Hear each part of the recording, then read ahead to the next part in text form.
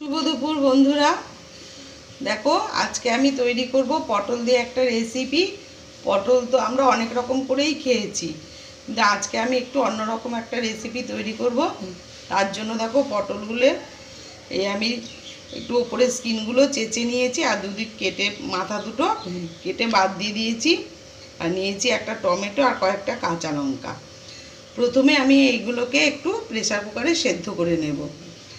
এই গ্যাসে pressure cooker বসিয়ে দিয়েছি আর জল দিয়ে দিয়েছি। আর এবার প্রেসার কুকারের মধ্যে আমি এই সব কিছু দিয়ে দিচ্ছি, দিয়ে একটা আমি সিটি দিয়ে নেব। আর একটু সামান্য নুন দিয়ে দিলাম, দিয়ে এবার প্রেসার কুকারের মুখটাকে আমি আটকে একটা সিটি দিয়ে নেব। তোমরা দেখতে থাকো আমি কিভাবে এই রেসিপিটা তৈরি করি। দেখো পটল আর টমেটো লঙ্কা আমি একসাথে ভালো করে সেদ্ধ করে নিয়েছি। এবার আমি এইগুলোকে একটু ভালো করে হাতার সাহায্যে বা হাতের সাহায্যে একটু ম্যাশ করে নেব। সব কিছু উপরে এই টমেটোর এই চামড়াটাকে তুলে দিচ্ছি, দিয়ে ভালো করে আমি ম্যাশ করে নেব। কিছু আমি দেখো হাত দিয়ে এইভাবে মেখে নিলাম, পুরো মিহি করিনি, একটু দানা দানাই রেখেছি, তাহলে মুখে লাগলে দানা দানাগুলো ভালো লাগবে। এবার আমি এগুলোকে দেখো আমি কি করি। এতে সর্ষের তেল দিয়ে দিয়েছি আর তেল গরম হয়ে গেছে। এবার এর মধ্যে দেব আমি ফোড়ন, দেব একটা শুকনো লঙ্কা আর একটু কালো জিরে।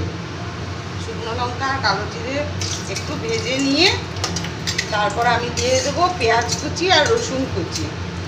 একটা ছোট সাইজের পেঁয়াজ আমি কেটে রেখেছি, কুচিয়ে রেখেছি। আর এই পেঁয়াজ কুচি আর রসুন কুচি কয়েকটা 4-5টা রসুনের কোয়া আমি কুচিয়ে রেখেছি, একসাথে আমি দিয়ে দিচ্ছি। এবার ভালো করে এই পেঁয়াজ রসুনটাকে একটু ভেজে নেবে। পেঁয়াজ আর রসুনটা একটু ভেজে নিয়েছি। এবার আমি যে পটল আর টমেটো আর কাঁচা লঙ্কা একসাথে সেদ্ধ করে রেখেছিলাম আর এটাকে আমি মেখে রেখেছিলাম, এবারে সব কিছু দিয়ে আমি তেলের ওপর নেড়ে নিচ্ছি।